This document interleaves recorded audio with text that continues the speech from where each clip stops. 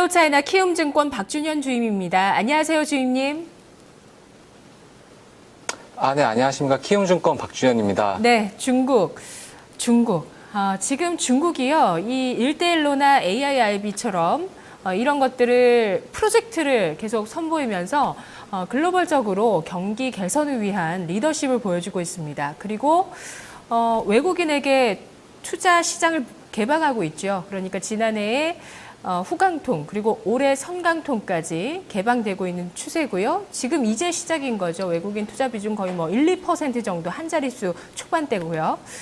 그리고 지금 증시가 워낙 2008년 이후로 계속 부진하다가 지금 6, 7년 만에 박스권을 돌파하는 흐름을 보여주고 있습니다. 그래서 올해 주식시장에서 이 중국 증시가 6,000포인트를 간다, 몇 포인트를 간다, 아주 낙관적인 전망들이 많은데요. 그런데 이런 소식이 나오네요. 중국의 거래 대금이 폭발하면서 현재 중국 현지에서는 10대도 용돈을 받아서 주식 투자에 나서고 있다. 이런 소식이 마켓워치를 통해서 나오고 있더라고요. 위험 시그널은 아닐까요? 어떻게 보십니까? 일단 저희 주식시장에서 이렇게 하는 말이 있죠. 이게 내 주변의 사람들이 주식을 사면 이 주식이 드디어 이제 나와야 될 때다. 이런 말이 있는데요. 지금 현재 말씀하신 것처럼 중국 같은 경우에는 이제는 내가 아는 사람의 아들, 딸들이 지금 주식을 사 모으는 그런 시점에 지금 와 있는 것 같아요. 10대가 지금 주식을 용돈을 받아서 투자를 한다 이런 말이 있고, 제가 얼핏 들은 바로는 베이징 같은 경우에는 가사도우미들도 그 돈으로 지금 다 주식을 하고 있다 이런 말이 이렇게 들리고 있는데요. 일단 상하이 종합지수가 지난해에 비해서 한 53% 올랐고, 올해도 거의 14% 정도 지금 오른 걸로 파악이 되는데, 이렇게 오른 걸로 봤을 때 중국이 이제 리스크 테이킹의 한계점에 오지 않았나 하는 이런 의견들이 지금 미국 쪽에서 좀 흘러나오고 있다고 들었습니다. 그래서 어느 정도는 저도 그 부분에 있어서는 좀 공감을 하는 바가 있는데요. 그래도 근데 이 주식시장이라는 게 사실 기업의 그 자금 조달의 창구로서의 역할을 굉장히 크게 해주고 있기 때문에 지금 주식시장으로 흘러 들어간 돈이 있다면 이것이 이제 기업에서 쓰임으로 해서 이제 더 크게 발전을 할 수가 있고 주식시장에 더 긍정적인 그런 면을 미칠 수가 있기 때문에 이건 약간 상반된 의견으로 지금 볼 수가 있고요.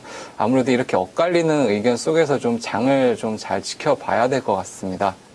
네, 그 14억 내수가 만들어내는, 그들이 구매력이 높아지면서 만들어내는 기업들의 성장성, 이것도 정말 중국 주식 투자의 크나큰 매력 포인트인데요. 자, 그렇다면 오늘 좀 투자할 만한 곳 찾아보도록 하겠습니다. 어떤 이야기 들려주실 거죠? 네, 엊그제 30일 날 저희가 그 중국 상하이 선전 증시가 좀 3% 가까이 급등을 하면서 이렇게 매수 장세를 좀 이어가는 모습을 지금 보였는데요. 이날 중국 증시가 1대1로 여기 테마주의 견인으로 인해서 좀 거래 시작부터 좀 상승세로 나타냈고요. 오후장 들어서는 이제 은행주라든지 이렇게 부동산주가 오름세를 보이면서 지수 상승을 좀 견인을 했었습니다. 증시 강세 속에서 상하이와 이게 선전 증시 거래량이 이제 1조 위안을 넘기면서 굉장히 투자의 청신호다 이렇게 보여질 수가 있었는데요. 특히 그 중국 중앙은행이 두 번째 주택 구매 시에 첫 납입금 비율을 낮출 것이라는 그 소식이 전해지면서 부동산 섹터가 굉장히 강한 흐름을 좀 보였었습니다.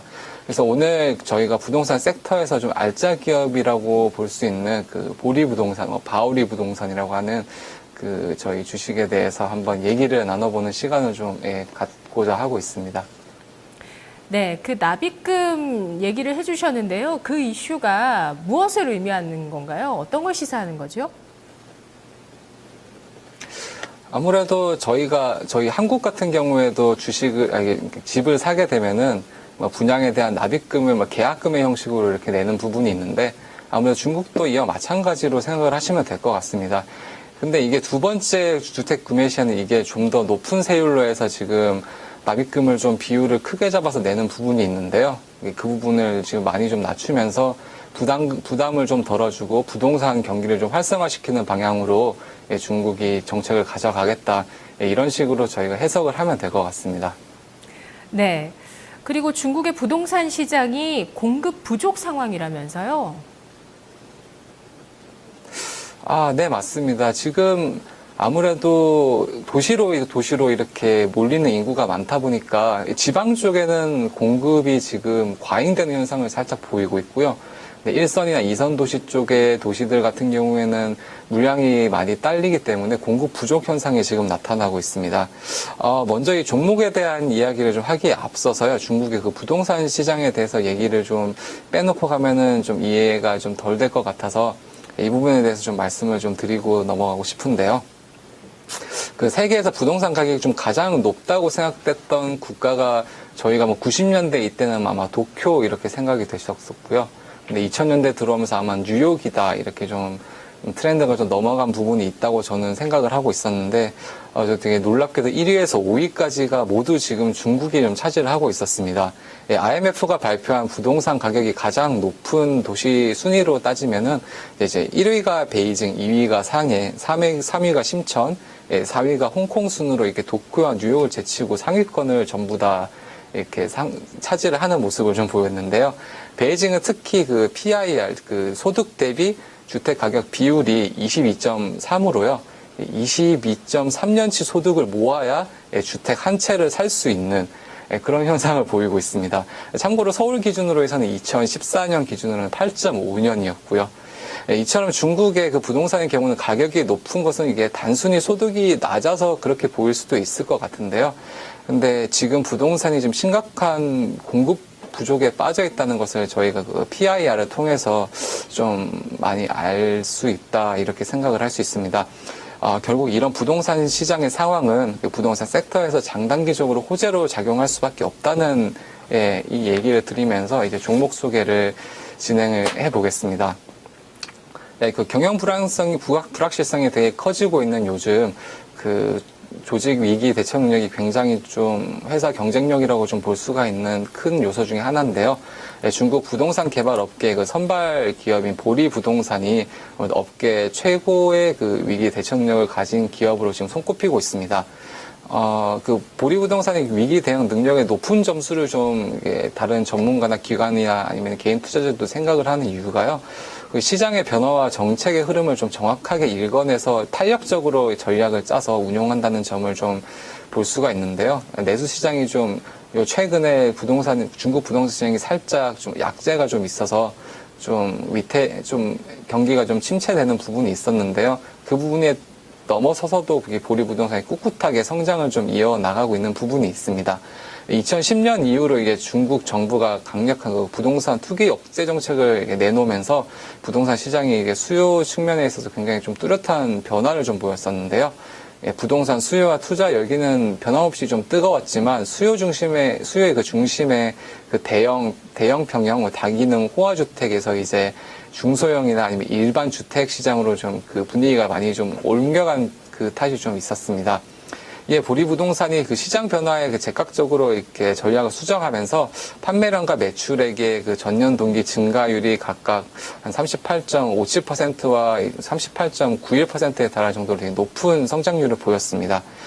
보리 부동산 같은 경우에 상장 6년 만에 중국 부동산 업계에서 최초로 매출 총액 1,000억 위안을 돌파하는 영예를 안았었습니다. 2006년 6월부터 해서 이제 초고속 성장을 이어왔었고요. 그 영업 전선도 45개 도시로 좀 확대를 되면서 매출액이 이제 1,017억 위안을 좀 달성을 하면서 아무래도 부동산 대기업으로 자리를 잡아가고 있고요. 확실한 이런 모습으로 봤을 때 확실한 투자 가치가 있다 이렇게 좀 진단을 해볼 수가 있습니다. 네, 정책 트렌드에 맞춰서 지금 상장 이후 6년 만에 커다란 성장을 나타내고 있다고 분석을 해주셨네요. 최근 들어서 우리 헬로우 차이나에서 부동산 관련 기업을 좀 알아봤었어요. 상해 장강 하이테크 이번 주에 한 기업 알아봤었고요. 또 오늘 나오네요. 보리 부동산입니다. 자, 이 보리 부동산 사업 모델이 비슷한 우리 기업 있을까요?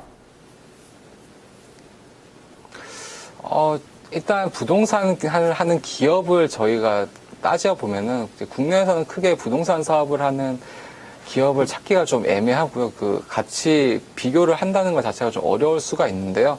그나마 저희가 좀 찾아봤을 때 한국 토지 신탁이 그나마 좀 근접하지 않을까라는 생각에서 좀 비교 대상으로 좀 들고 나와봤습니다. 한국 토지 신탁의 주력 수입원은 이게 차입형 토지 신탁인데요. 토지 소유자가 토지를 위탁하면 그 부동산 신탁 회사가 개발 사업을 진행하면서 그 필요한 분양 사업이라든지 관리, 운영, 그다음에 공사 발주 이런 여러 가지 전반적인 업무를 대행을 해주는 약간 대행 서비스를 해주고 수수료를 받는 그런 식의 사업 모델이라고 생각을 하시면 되겠는데요. 사업 추진 과정에서 자금이 필요한 경우에는 자금을 대여를 해주는 역할도 수행하기도 하고요. 이게 자금 대여 기능이 아무래도 차입형 토지 신탁과 그 관리형 토지 신탁에 또 약간의 또 차이점이 돼서 또 분리해서 또 운영이 되곤 하는데요.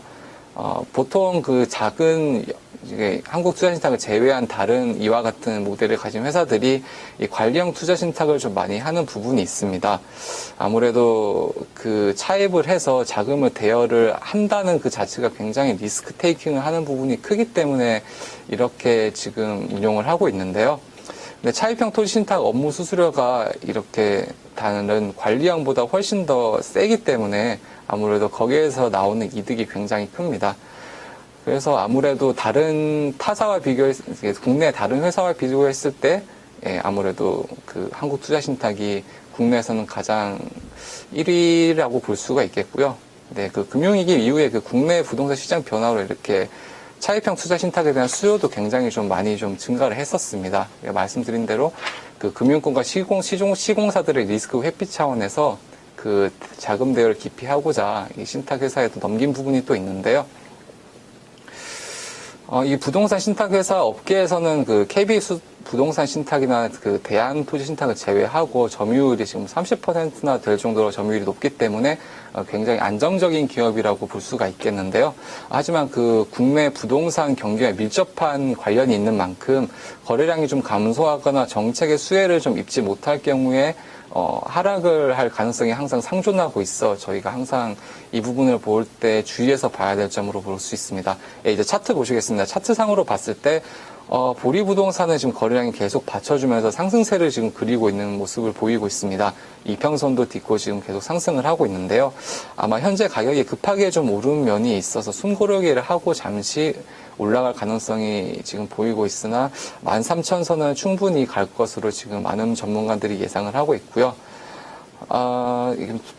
지금 그 다음 차트를 봤을 때 지금 한국 토지 신탁을 좀 보겠는데요.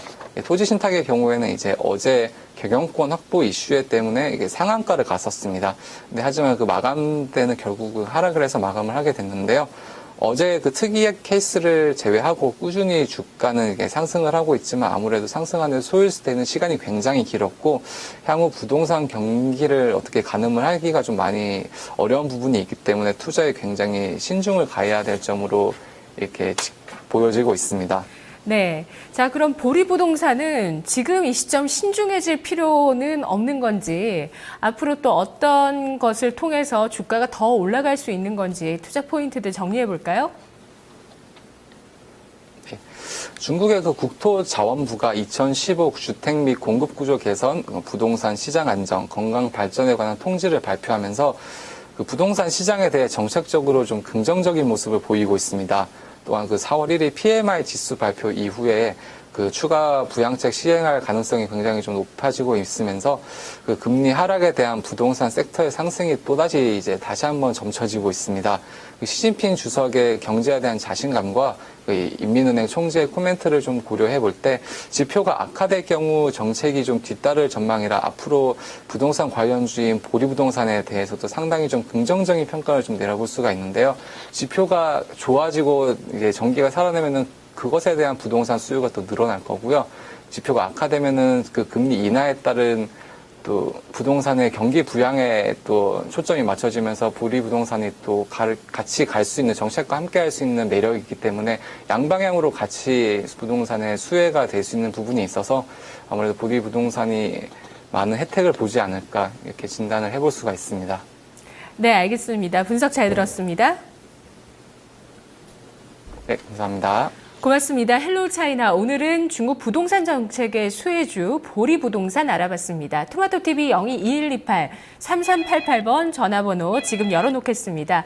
오후 4시 종목 카운슬러 진단받고 싶으신 분은 지금 바로 전화 주시고요. 마켓 이마 기장에서 뵙겠습니다.